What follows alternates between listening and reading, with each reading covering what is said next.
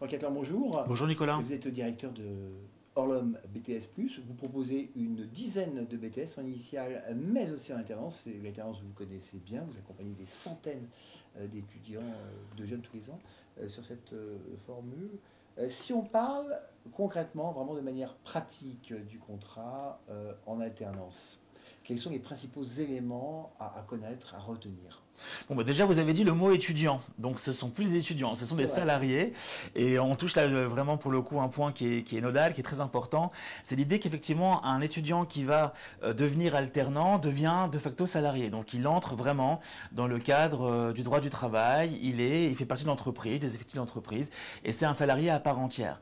Donc ça veut dire que déjà, dans la recherche, on va non pas chercher un stage ou un petit job ou une expérience, on va chercher une expérience qui va être longue, qui va durer 1 an et très souvent 2 ans. Parce que n'oubliez pas que les entreprises qui veulent à un moment donné bénéficier de la fameuse offre de l'État de 8 000 euros qui va être versée à la fin donc, de l'alternance, c'est à la condition expresse que l'étudiant soit engagé sur 2 ans d'alternance et non pas sur 1 an. Donc ça c'est important à savoir. Déjà, il faut dire aux entreprises que que les étudiants sollicitent, que leur aide sera donc donnée, sera Conditionné aux 2 ans. exactement aux 2 ans de contrat. Et donc c'est plutôt une bonne chose parce qu'au moins vous êtes tranquille en tant qu'étudiant. Vous avez 2 ans garantis en entreprise et au moins vous savez où vous êtes pendant 2 ans. Maintenant, l'alternance, il y en a qui cherchent depuis le mois de janvier. On a des étudiants qui nous ont sollicité déjà de mois de janvier. Alors, c'est souvent des étudiants qui sont en réorientation naturellement. Hein. Ceux qui ont duré par exemple une première licence, une licence de droit, une licence d'éco, un BTS qui ne leur plaît pas. Et donc, ils savent déjà en janvier qu'ils vont arrêter et qu'ils vont faire autre chose. Et là, généralement, en janvier, ils savent qu'ils veulent trouver un BTS en alternance. Et donc, dès janvier, ils vont postuler. Ils ont bien les grands groupes, les très grands groupes qu'on connaît, du CAC 40, hein, les fameux, eux recrutent à partir de janvier, février. Mais bon, Dieu soit loué, il y a quand même encore beaucoup d'entreprises, à part ces fameux grands groupes, qui recrutent encore aujourd'hui, qu'on soit en mai, en juin, en juillet, en août, il y a encore des entreprises qui recrutent.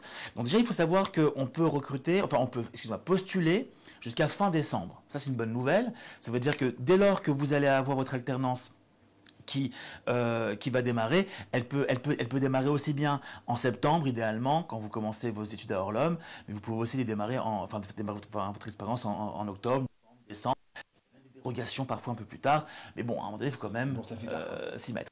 Alors, il faut savoir que l'alternance, c'est une modalité qui est très simple. Vous devez trouver votre entreprise, enfin, vous pouvez commencer votre alternance jusqu'à 3 mois avant le début de la formation.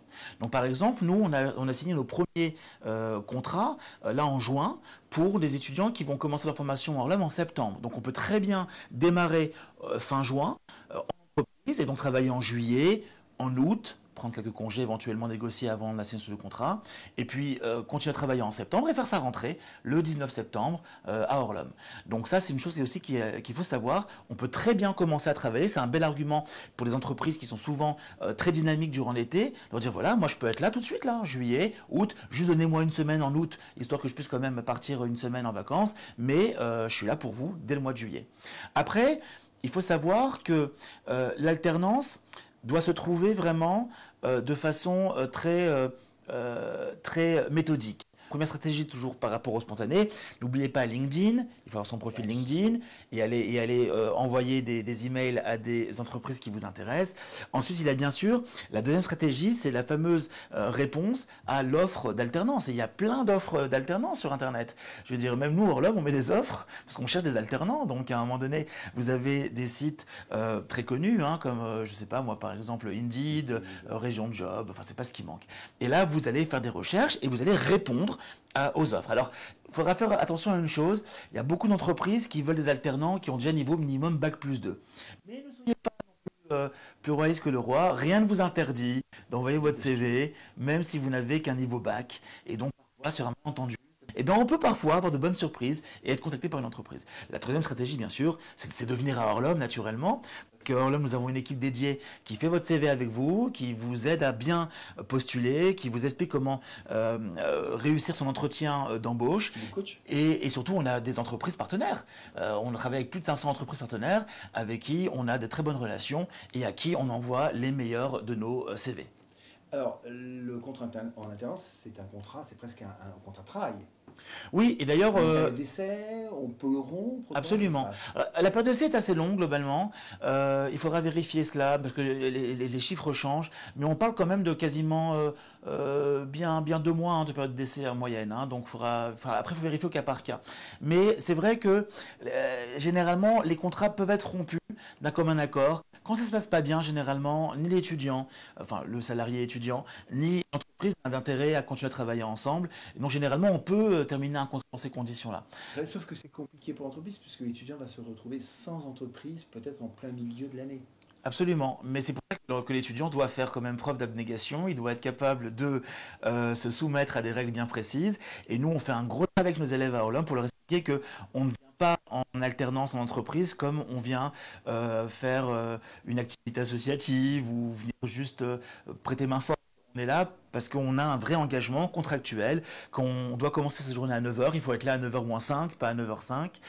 Quand on termine à 18 heures, il faut rester un peu plus tard parce que c'est bien vu de rester dans le privé, de rester un peu plus tard sur son poste. Ça, c'est 5-10 minutes. Hein. On sait très bien que ça peut être très mal perçu par les entreprises. Donc il y a plein de petites astuces comme ça qui font que généralement, l'étudiant, ça se passe bien pour lui. Donc, Quoi. oui, parce qu'au fond, on n'évoque que des cas marginaux. Quand on parle de contrats qui se passent mal, ce sont des cas marginaux dans tout ce que vous pouvez Oui, voir sur les centaines d'étudiants oui, ça qui reste sont déjà marginal. accompagnés. Ça reste marginal. Maintenant, il faut savoir que c'est un contrat qu'on appelle d'apprentissage, qui est à ne pas confondre avec un contrat de professionnalisation. Le contrat pro, c'est vraiment pour des étudiants généralement plus matures, plus âgés. Le contrat d'apprentissage. Et donc, c'est un contrat très simple, hein, je veux dire, qui tient sur quasiment 2-3 feuilles, hein, que remplit l'entreprise, l'école et l'étudiant, qui a donc deux obligations. La première, c'est d'aller en entreprise, en temps et en heure de faire son travail, mais aussi de venir à l'école, de venir se former. Parce que n'oublions pas que l'étudiant est aussi rémunéré quand il est en entreprise, à À l'école. l'école, oui, tout à Et fait. quelque part, l'entreprise finance en partie la formation qui est délivrée à l'étudiant à Orlum. Et donc nous avons des comptes à rendre à l'entreprise en tant qu'Orlum, parce que nous avons une obligation pédagogique, parce que l'entreprise doit gagner sur tous les terrains, doit être gagnante aussi bien sur le fait que l'étudiant participe, on va dire, au quotidien dans ses missions au travail, mais aussi qu'il arrive à chaque fois enrichi de nouvelles connaissances qu'il a pu acquérir au sein de la formation qu'il reçoit à Orlum. Donc c'est vrai qu'on a un gros travail d'accompagnement qui est fait et c'est généralement ce qui fait le succès de nos étudiants en entreprise à Orlum. Franck Atlan, merci pour cet échange. Merci.